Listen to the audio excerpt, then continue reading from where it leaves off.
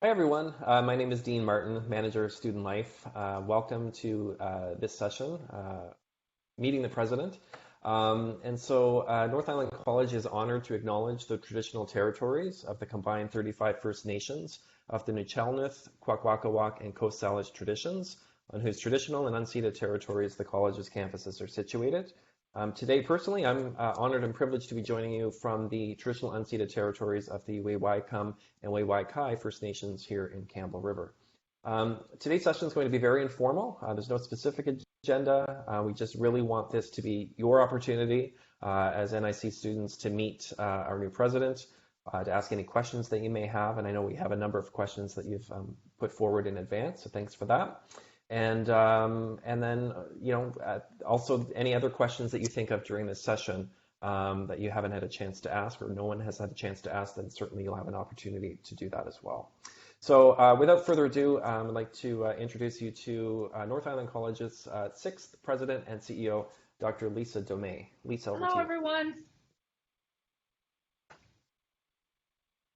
So Lisa, before we start with the questions that folks have brought forward, is there anything that you wanted to start off with in terms of any general comments, or did you want to just jump right into the questions? Well, I'll just start by saying hello to everyone and to thank them for joining us today. I know it isn't the greatest time for students for a new president to be starting here.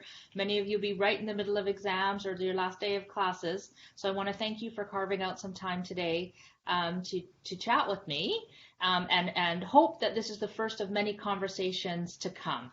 And that good luck as you get ready to start writing exams, and then look forward to seeing most of you back on campus, hopefully safely in September, right? We're all hoping for that. And I'm so excited to be learning about your experience at NIC and especially your experience over the last year. Great. Thanks, Lisa. So why don't we start? Maybe I'll just open it up to the group. You've all submitted some questions in advance. Would anyone like to jump in and ask some of their questions first? Deb? I'll also ask you, what attracted you to apply for the president's position at North Island College? Well, I think many of you probably know that I have been a member of our NIC community for over 20 years, and I have been living in the region, obviously, for that same amount of time. And I became interested in the position because I'm really looking forward to taking what is so special about NIC and our learning experience that we offer here and taking it further so that we can meet the needs of students in this new generation and this new era following COVID, and to meet the needs of communities as we all go through the pandemic. You know, I live here, my family lives here, my child lives here. This is where we belong, and my hope is to create a college where everybody feels like they belong. And I think we're pretty close to being there, and that more people should know about it, and more people should come and join you in your learning experience. Great. Thanks, Lisa. I should have also introduced a couple other folks that are on the call. So we have a couple of members of our student leadership team also joining us today. Kathleen Kunert and Tony Bellavia, so if you wanted to give a wave there. They're here to help answer some questions that might be more specific to their areas. So thanks for joining us. We also have Renee from the Student Life team joining us. And then Christiana works in the president's office closely with Lisa. And then we have a couple of other faculty and staff joining us as well to maybe help answer some of the questions that might come up. So maybe I'll just move on to someone else and we'll come back to your other questions. Deb, Wyatt, would you like to go ahead and ask one of your questions? Hi, Wyatt. Hey, Lisa. Is it just one of them that you want right now? You go and do what you want to do, and what Dean says is okay. Okay. I like that criteria. So whatever you want to do. Yeah. Yeah, this is for you guys. As NIC's new president, how will you address COVID-19's effects on North Island College going forward? Okay, great question. One of the things I'm going to want to hear from you is what do you think the effects have been? But let me talk about what I see so far. The effects of the college have obviously been, pretty significant. Our faculty and staff have had to support students making a transition to online learning. And so we know some students really like that online remote learning experience. So one of our challenge effects going forward will be, how do we continue to offer students that opportunity while still maintaining the really high quality of engagement that we're so proud of in our classrooms. So that's one of the effects on the college. We've had the effects on the people who work here and our students. We know that this has been a very difficult year for people, financially, very difficult for them in terms of their mental health, and very difficult in terms of the fear of the disease, very difficult in terms of the effect on their families, childcare, etc. So we will need to move through the pandemic and start focusing on how we can better support our employees and students, health and well-being going forward. So that's a big priority of mine. And of course, we've had a financial effect on the college that some people are aware is being discussed, in the world today, in the news, that some colleges have had some very significant financial effects. While we've had some, we're not one of them. But of course, we're going to want to make sure that we're positioned financially to thrive after the pandemic. And a lot of that will come from making sure that we're offering students the right programs and services, and that will support us, going forward. So it's really a time of transformation for us, recovery from the pandemic, but transforming us based on our many strengths and our history to meet the needs of students now. What do you think the effects of COVID-19 on North Island College are, Wyatt? So you put it very well. I won't come close, but I do see that it's been very hard for people, especially since now they've almost become accustomed to online learning, to send them back to the school. But I would think, like if I was in an ITV class, which I've been in a few at NIC, I would almost rather do it from my own home than going to school to sit in front of a different computer.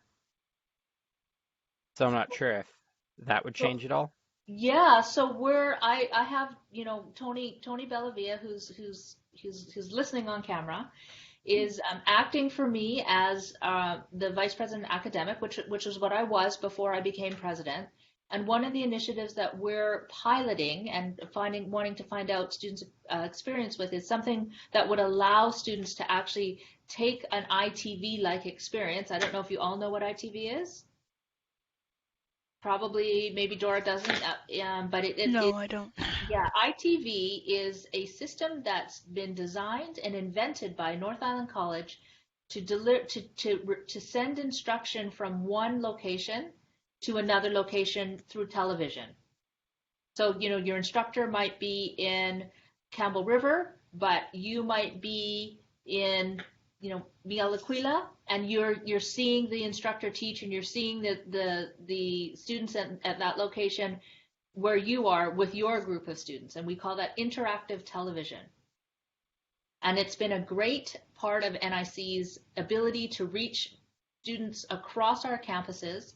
But Wyatt has very astutely noted the limitations of it, which is that you have to be able to come to one of our campuses where we have an ITV classroom. And so if you're in a remote community where we don't have a classroom, we do actually have one where you are, Dora, but if you're in a remote location or you just don't have the time and space to be able to drive into campus, maybe you're working in camp, maybe you're in California, right? You can't come to class. That we would like to be able to implement a learning platform that would allow you to participate in the classroom experience from your home. So you can see that is actually part of the strategic plan that I'm developing now, that we want to take that direction and start implementing the technologies to be able to do that. And we're piloting this year. We've just made a big investment to be able to pilot it this year. Yeah, I don't know, it won't be available in lots of programming, so what we want to make sure is that the quality of the instruction is good, that the technological experience is good before we launch it, in a full way, right? So we'll test it out first and see how it goes. But that's our goal. Casey, I think you have a question. I do have a question. If you're going to pursue the ITV, do the instructors have more students than they would normally have if it was a classroom instruction in one location? One of the issues with COVID that I've found, and it might just be that the teachers as well as the students are learning how to do this remotely, but I found that teachers seem to have less ability to assist the students. They have maybe too many students, or they're busy. They have to make new videos every week, and so it's impacted the instructors as well as the students. And I just wondered if, when we're doing these things remotely, are you increasing the size of the classes? No, we are not increasing the size of the classes. Not at all. So that's a very good question. So it's the same class size, but just in a number of different locations. And I do want to acknowledge what you're saying, Casey. The transition to this form of learning was unexpected. Nobody predicted the pandemic. And so we know that there were some bumps for students, and, faculty had to find their groove as well. So we thank you for that, your patience and support and understanding and trying that new way. But what we're excited about is what Wyatt has, kind of shared, which is some students really like it and prefer it and want to be able to continue doing it now that we've built, over years of experience having done it. And we won't completely do that. We will always have instruction on campus for students who want that. And some students, absolutely love being part of the campus community. It's great to hear about that in Campbell River. But some students, they prefer to be learning remotely, and we want to be able to support them in that. But the class sizes aren't increasing as a result. Thank you. That's helpful to know. Okay, I guess we'll move on to another question. Dora, did you want to ask one of yours? I think one of mine was had to do with accessibility. Like why don't we have an accessibility center here physically? Okay, great question, Dora. I think you have accessibility. I think you're talking about, may I just confirm? You're talking about accessible learning support for people who have special learning needs? Like people who are visually impaired, like myself, I'm totally blind actually. Okay. So you probably do get support there, but you're at that campus, but I think you're talking about a person.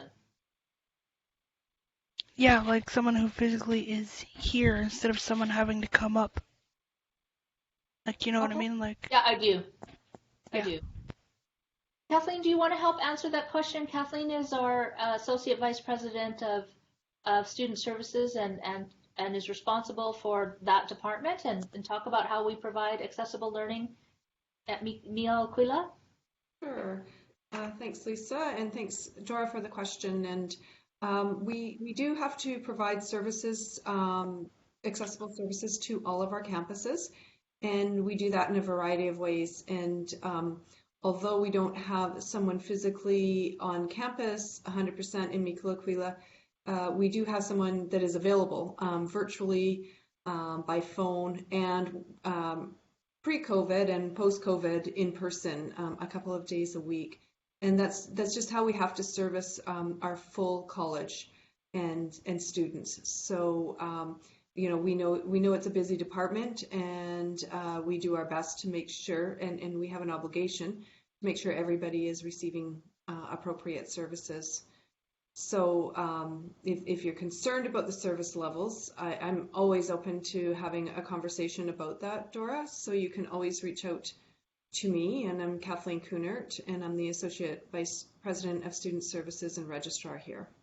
Absolutely. It just took me forever last year to register for the course that I'm in now, because it seemed like the left hand didn't know what the right hand wanted, so it took some teeth pulling to get in here and get everything that I needed.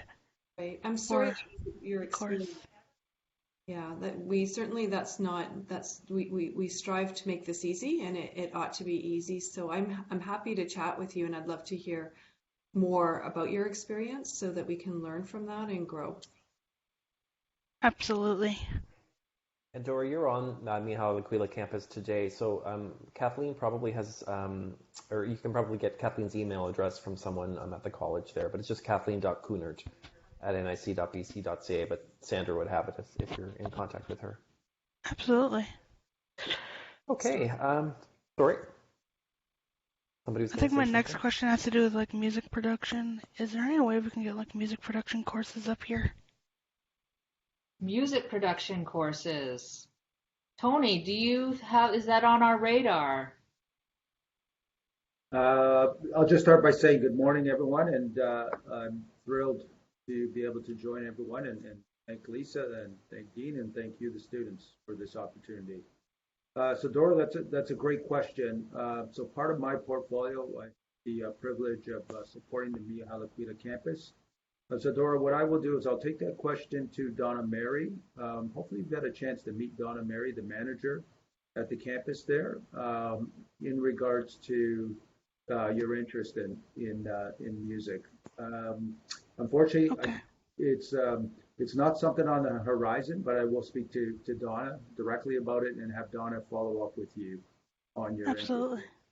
Okay. Yeah. Tony, actually, I hear that question a lot. Dora is not the only one who is interested in music production. I hear lots of people want to be to learn about music production.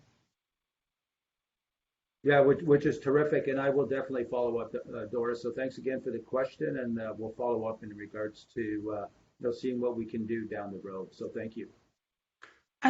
Mind if I ask a third question? Please do.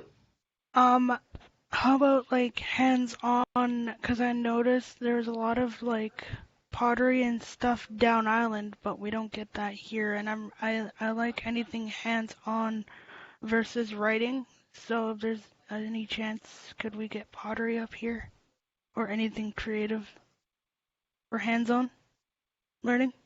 So, Dora, as you know, because you're at Mia Aquila, we're a regional community college, and everybody's got that sense, right? We have people from Campbell River, people from Comox Valley, people from Port Alberni, people up north, and so we don't offer everything at every campus, and so that's sad. We wish we could. We wish we could offer everything at every campus, but there's facilities that are involved. But in terms of being able to access courses, because we are offering more remote learning, there are some courses that will be available to you through remote distance arrangements. So some of the courses that are physically located in one location can be taken by students who are at another. So that's a really important thing to talk to your advisor about, to find out which of those courses are possible. Okay. And they may include some hands-on ones as well. Okay. And then the other thing that really helps us, is to learn what students want to take, and then we find out if there's a community of people who are interested in that same course, which makes running those courses possible, right? So one of the things that's really important that I want you guys to know is how important your voices are to us, to me. Yes. And we can't deliver and provide what you need if I don't hear it, I don't know it. So I have so much gratitude for you today, all, for coming to have this conversation, because then we can hear things and we can respond to those things. We can't do everything, but we can do lots of things, but we can't do anything if we don't know what it is. So I'm really encouraging you to reach out and let us know what it is you might need, and there's lots of different ways you can do that, and I hope to be able to show you one of them in a couple of minutes. But you can always come to the student services area and say, hey, I'm interested in this, or I need an answer to that, or I'm having trouble registering in my course, right? Or I need some help. One thing about NIC is everybody wants to help, so never ever be afraid to reach out. Right? Even if you think it's a small thing, never be afraid. Absolutely. Great, And if thanks it so much for means your like, questions. wow, I'm unsure about this stuff, We'll share. You will share my email, and you can just reach out to me. I mean, you can reach out to me. Alrighty. Great, thanks, Dora. So we'll No move more. on to maybe Akriti. And Corey, welcome. I see you posted a question in the chat there, so we will get to that in just a moment. So Akriti, over to you. Thank you, Dean. So, Lisa, my question to you is, what are the future 5-year plans of NIC we have or you have in mind, which helps us to stand out in education market? I'm pretty sure there might be some changes you guys have made with the pandemic going on. So I was just curious to know, where do you see NIC after 5 years? Are we going to open more branches? How are we going to span? Maybe we'll open to other countries, or what do you think about it? Okay, kid, that's a perfect question. If you guys don't mind, I'd like to just share my screen with you, and I'm just going to show you something, and it kind of answers the question. What I'm hoping that we'll be able to do to meet Dora's needs as well as answer your question. So give me 1 minute.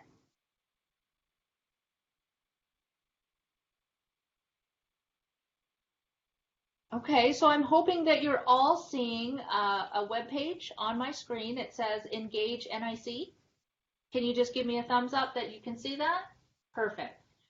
So I am very excited to introduce you to Engage NIC. And what it is, it's a community and student engagement platform where you can come in and find out, a bit about what we're doing, and give us your feedback, right? So one of the things that we're wanting to get your feedback on is my vision for NIC's next 5 years. So if you hop on to www.engage.nic.bc.ca, and there's links from our homepage, you can come in and you'll see this section here that says, I'm developing a new strategic plan for NIC. And you can just click on the button.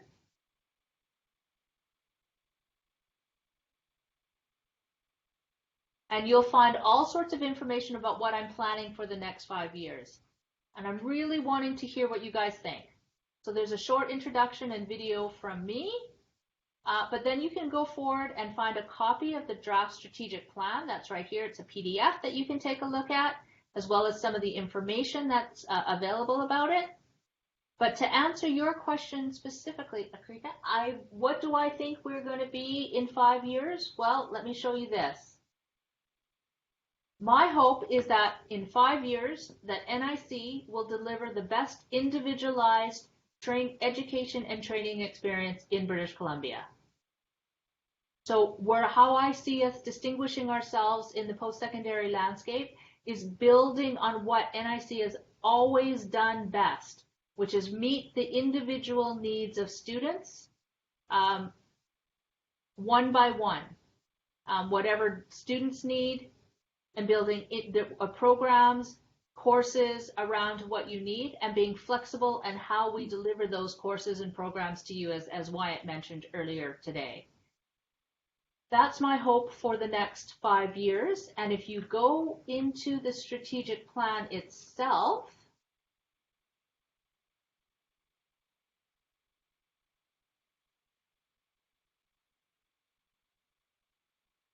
I'm just clicking. Just downloading.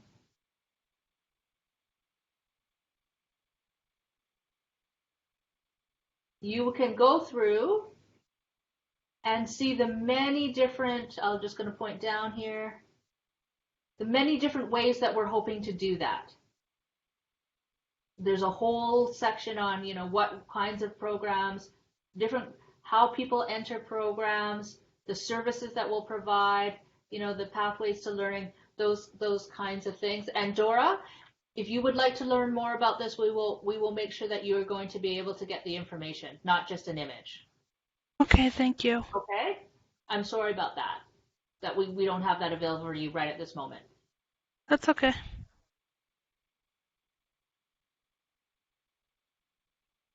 Great. So can I just show you one more thing before I answer the next Sure. question, which is we want to know, to back to, Wyatt's original question, we want to know, how has the pandemic changed your learning needs?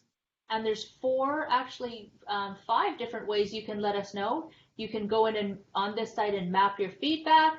You can go into the guest book and leave, go into the guest book. You can share your story. You can ask a question, or you can send an email. But we definitely want to hear what students say in terms of answer. What do you need now from NIC? How has the pandemic changed your learning needs? And so this is a site that we're hoping to use to get feedback from you all the time, right? If you have something to say about the strategic plan or another one of the projects that are here, you'll be able to post them here. If you're looking for information about courses and programs, you can go talk to the main you can go look at the main website or talk to Renee or one of the people in student services. But if you have a question about, I want to know why you don't offer this, or if you could offer that, or suggestions about the college's campus or its services, you can hop onto this site and provide it. And Lisa, I think we had a question from Corey, or a couple from Corey, but one of them was related to, I believe, the Build 2026. So Corey, I don't know if you wanted to unmute yourself and ask the question, or if you want me to just read it.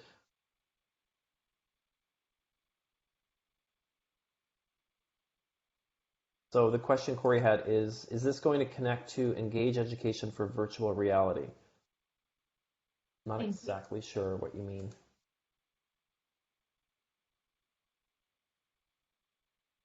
Can folks hear me? Yes. Okay. We may have lost Corey, so we'll get back to that question. Casey, you had a few questions as well. Did you want me to ask them on your behalf? I would be delighted if you would ask them, since I don't have them here in front of me. Thank you, Dean. Yeah, absolutely. So one of Casey's questions, I think, is well, they're all great questions, but this one is a great question. Adequate shelter should be a basic right for all persons. As president, what will you do to help international students secure housing upon arrival and throughout their first year? Okay. So absolutely, I agree that without housing, housing is a fundamental human right, and without housing, you don't have the security to be able to pursue all of your hopes and dreams. And so at NIC, we know that housing is a key part of being able to participate in post-secondary education and training, just to say that. So one of the things that we're working on, and we're really hoping to move forward, is the development actually of NIC's first housing complex, which will be a complex that will be here at the Comox Valley campus and have housing for both single and family students, family students. So that housing, of course, will be open to all students, including international students. But we know that the needs of international students are particular in terms of housing because, of course, none of you come actually from here, so you don't have familiarity with what's available or how much it costs or where to find it. So the Office of Global Engagement, which supports our international students, has services to support students with housing. And there's a lot of different ways that they do that, right? They can help you find, to stay with a family. They can link you up to one of the, rental services. So always reach out to them if you have questions about housing, because they have supports to enable you to get assistance. And like I said, we're hoping that we'll be able to have housing on the first of our campuses. We hope to be able to announce something soon. Excellent. Casey's other question is, how will you work with government and the private sector to increase internship opportunities for all students? Okay. I think I can answer that question for sure, but there's someone online here who can answer it so much better than me. I think I see Anita on our screen, and I'm wondering, Anita, would you like to take that question, or would you like me to answer it? Oh, I'm happy to talk about anything internship related. Thanks, Lisa. Yeah, so can you introduce yourself, or shall I introduce you, Anita? Sure. My name is Anita Badisabona. I'm the coordinator of Work Integrated Education at NIC. And I I'm responsible for the student employment services that are available for all NIC students, and I also help particular students like lovely Akriti, who is on the call, that are in programs that have mandatory internships and co-ops as well.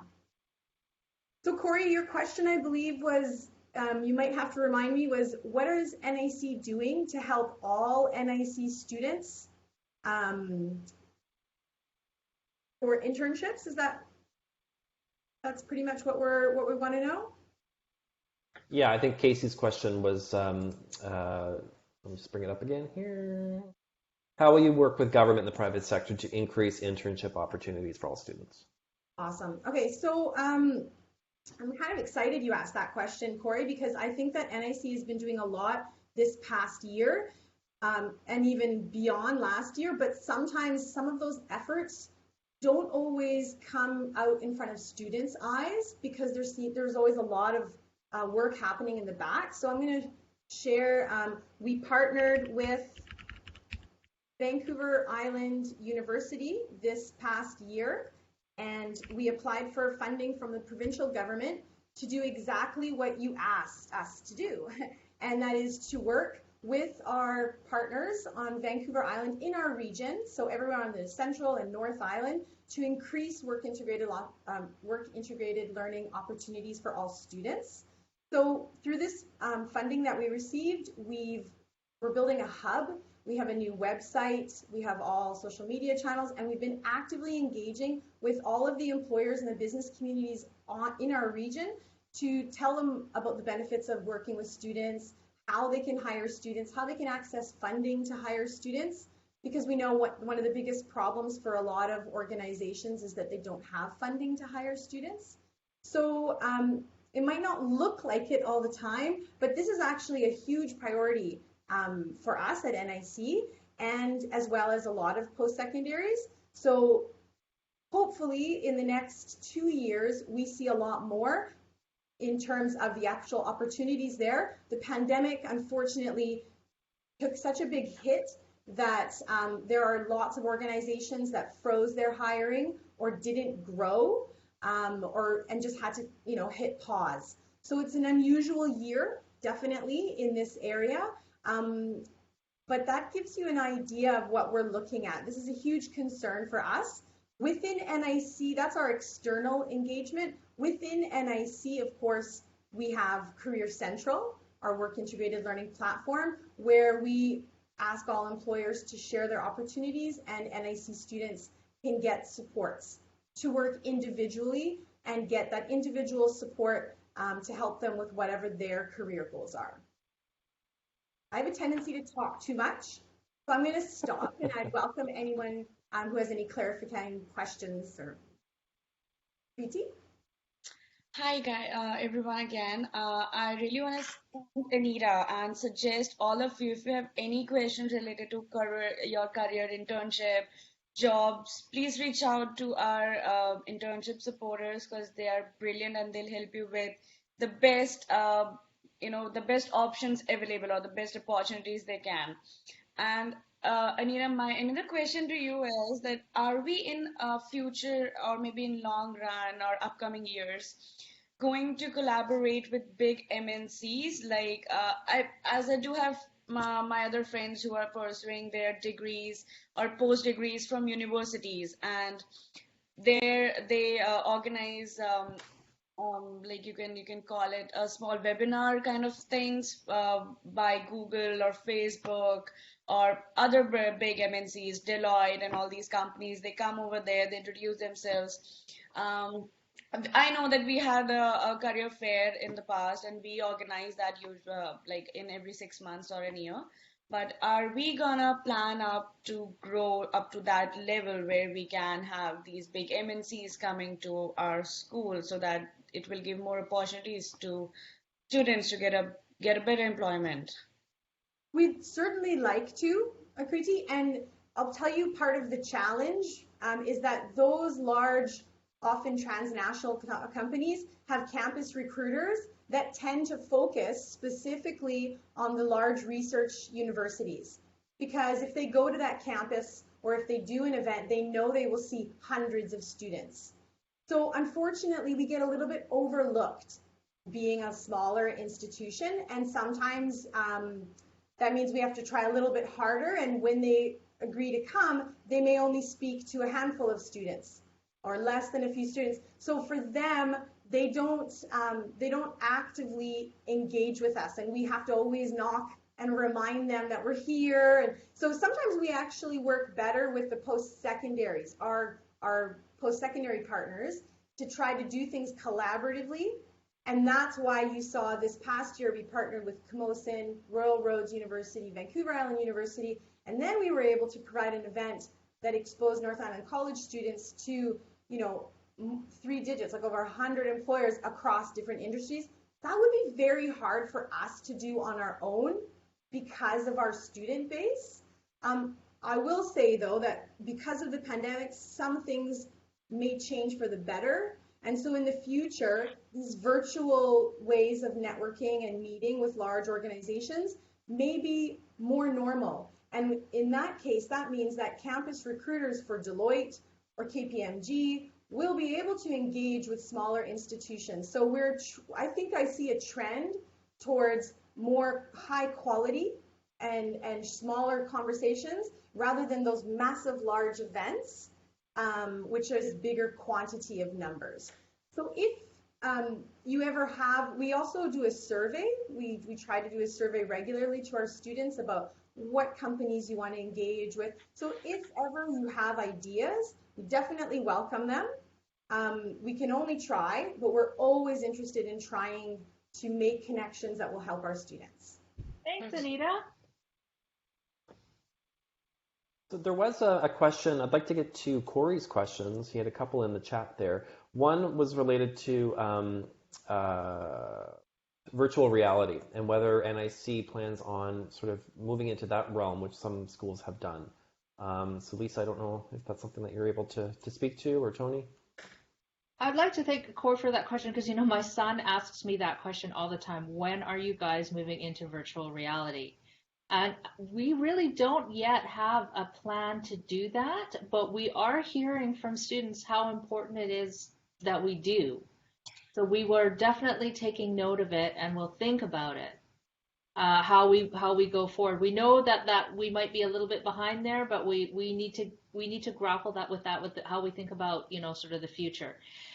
In some cases, in our programs, we actually have small instances of virtual reality, right? Like it exists in some, like in the nursing program, they do some aspects of it, but we don't have like the big sort of VR programs that some of the other organizations have. And I definitely think it's something we have to think about.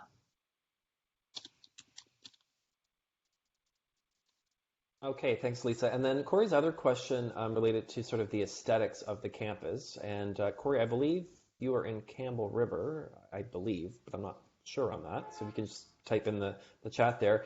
And this question was further up in the chat, so I might have to just scroll up to see it. But it was generally around the aesthetic look of the campus. Just curious if there were any plans about painting the walls or tables, changing the look of the school.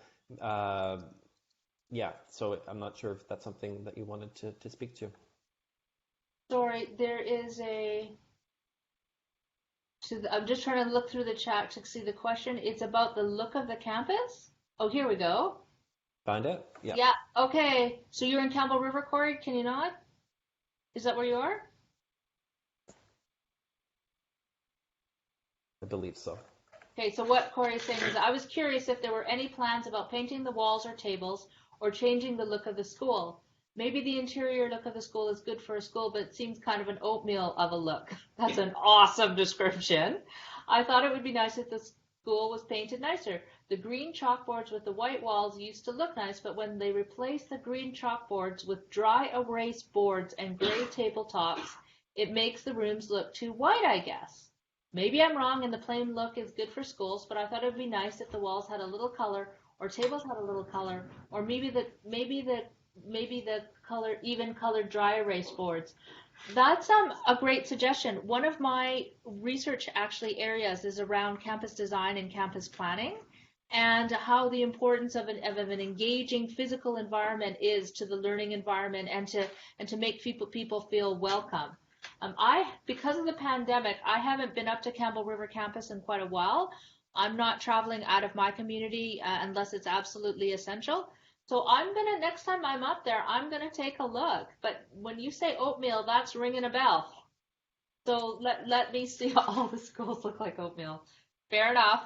We will take that suggestion back. I know that when we have art on campus, for example, students seem to really enjoy that. So we will definitely take that back. Great, thank you. Deb, why don't we go back to you and you can ask one of your other questions you have there, a couple. Well, I was going to say in regards to campus structures for student success, is it philosophy or is it functional? Does it have to be one or the other, Deb? Doesn't a philosophy guide a function, maybe? Could be. Yeah, we have a philosophy here at NIC. It's about student-centered learning. It means putting students at the heart of what we do and valuing that as much as we can. And so it's that sort of philosophy or ethos that we have that hopefully guides the decisions that we make, right? So, and part of having such a student-centered philosophy is, I'm going to keep coming back to it, is we're not going to decide, we don't see ourselves in the position of deciding what's best for you. You guys know what's best for you. And so part of my hope and dream for the college for the next 5 years is that we get even better than we are at responding to the individual needs of students and being able to meet them. And we're not always going to be able to meet every student's need. Like, we're not going to be able to offer every course in every location. We are a relatively small institution, but we can connect you to those learning opportunities that our colleague institutions offer, so that you get what you need through NIC. And so I think it's both a philosophy and a function, Deb. Great. Good answer. Thanks. Did you want to ask one of your other questions, Deb? So what's your definition of leadership? Definition of leadership. I think the textbook definition, that I was taught in school was that, a leader sets the direction, the vision and the direction for an organization, inspires the people at the organization to contribute to the development of how we're going to deliver that direction, and ensures that the leader is accountable for what we said we're going to do, and is accountable to students for how our employees deliver that. That's what I think leadership is, definition. My own personal sort of leadership style, I feel very strongly in what's called, I'm not a big textbook person in terms of leadership. I think it's a very individual thing. But, the one sort of leadership style that kind of resonates with me is called heart-centered leadership. And if you Google it, you'll see there's lots of language and literature on heart-centered leadership. And so when I read that one, I see, it's about being open. It's about being genuine. It's about being authentic. It's about leading with not just only your head, but with your heart, and trying to approach how you deal with other people through those things, your head and your heart. And so that's my own that's the leadership philosophy that I think best aligns with what I try to do. There's lots of other kinds of leadership styles that I actually also find, useful and appropriate. Servant leadership is also something that I would say I feel very close to, where the goal and the role of the leader is to serve the students and to serve the people they work with. That also feels, very close to me as well. But yeah, those are my definitions and style, Deb. So as president now of NIC, what are your leadership priorities? My first leadership priority is to establish a vision and direction for the college. So that's why I kind of hopped on to that engage.nic.bc.ca. So you can see what my priority is and what my priorities are. And there's lots of them in there. You'll see that it sort of circles around 9 different things that will help us achieve our vision of being BC's best individualized education and training experience by 2026. And that's going to mean, strengthening the people who work here, and strengthening and supporting the people who work here, so that students have a good experience. It's going to include strengthening our core infrastructure around our technology, our finances, our campuses. It's going to mean improving our programs and making sure they're current and relevant. It's going to mean that we have wide open doorways to our organization so that students can, of all different kinds and places and backgrounds, can find their way here, easily. Taking Dora's point, it's got to be easily here. I want everyone to know who we are and how we're distinct, like Efkriti says is important to do. I want the college to be very connected to its community, the many and diverse communities we work with. I want us to meet our obligations to social and climate justice. I want everything. I also want for us to to take our responsibilities to reconciliation and to social and environmental justice as core values, core philosophies to everything we do. And I think if we all do those things at NIC, we will meet the vision that's set out in this plan. So please go online to engage.nic.bc.ca and take a look at the strategic plan and leave your feedback. Great. And tell me what you think. Is what I said going to get us there? Is that going to be what you guys need? Great, thank you. Wyatt and Akriti, I know you had some other questions that you had submitted as well, so I'll open the floor up to either of you or anyone. Yeah, I just have a small, I wouldn't call it stupid, but it's just for I'm curious. Are we going back in our 4th semester offline? Can we come to school? Your 4th semester of GBM, Akriti and Campbell River? Yes. Yeah, so we're hoping that you can. Your 4th semester will be September. So, yeah. But that's not 100% us to us, of course, because it wasn't 100% up to us when unfortunately you went off the campus that you wanted to. So what we're hoping for is that, the provincial health officer will say that it's safe to return to campus in September, that people choose to get vaccinated and that they roll out the vaccinations quickly and that the vaccinations sort of outpace the COVID, and that you are back in September. But unfortunately, I don't have that crystal ball to make sure, but you can know that we're working very hard to plan to have you back on campus. And then, as Wyatt mentioned, we are also trying to figure out how we're going to continue to meet the needs of students who really do prefer to work remotely or who study remotely or who don't yet feel comfortable about coming back on campus. And we know there will be some of those people too. So yeah. you can rest assured that the college administration is working very hard to make both of those possibilities a reality for September. Yeah. Thanks a lot for the efforts. I really appreciate that. Yes.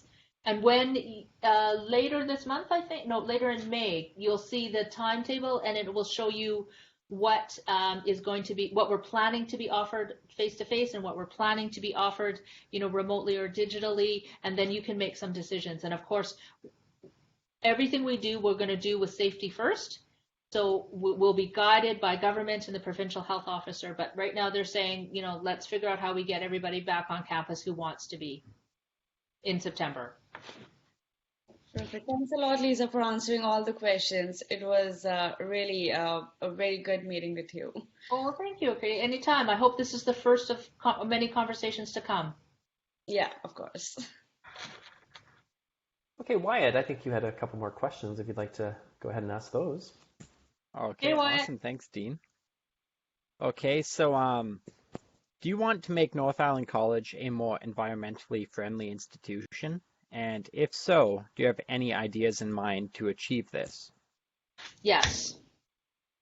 The answer is yes. I believe personally very strongly that there cannot be any social justice without climate justice and environmental justice as well, because the people who are most impacted by environmental impacts are marginalized people. I also think we have a responsibility to the future because we are a future-oriented organization. You're investing your time and money in education for the future, right?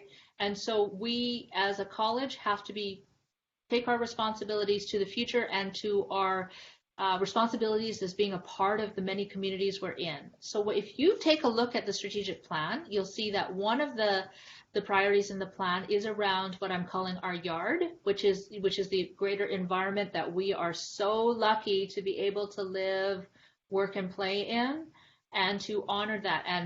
And one of the things we'll embark on, and the college always has, is around, environmental standards. That stuff we've been working on. But what I think we can do most as an organization is help train our next generation of environmental leaders. We have a responsibility to do the things that are important around bringing the temperature of the climate down, right? Draw down the temperature of the climate, the temperature of the globe, I mean. But we also have in our best role in that as an education institution is to provide students with the core knowledge and learning about that. And that's what our goal is for 5 years going forward. Excellent. Thank you. Thanks, Wyatt. And I have one. I have one more. Okay. And this is kind of a personal one. What will you want to be remembered for after your term as president? What will I want to be remembered for?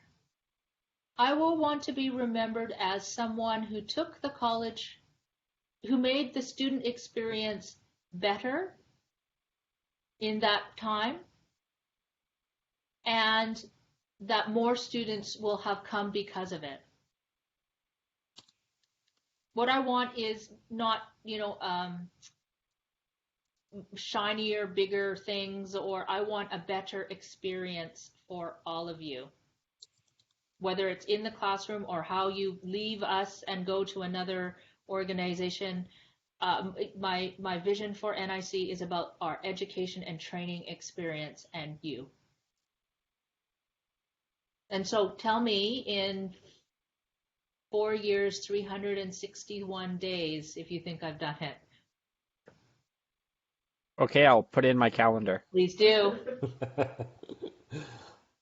Wyatt's pretty organized, so I don't doubt that he will. That's excellent. Accountability. So I'm gonna, before we wrap up, just open it up now to the entire group of students, just to ask any other questions that you haven't had a chance to ask today, or if you have any, just any other questions. So open it up to anyone. Casey. I think Dora was asking about another program, and I was wondering if you had any new programs that you're hot to get started at NIC, like maybe, I think she was asking about music production, and I know from my reading that Canada's really looking for film production people. Are you interested in starting any new programs, and what are they? Oh, well, let's start with your first one, which is film production. So we've just launched actually micro-credential on film. And I believe it's going in the evenings, and there's I think, I'm going to say 180 students. Is that about right in that program? So that we've just launched that.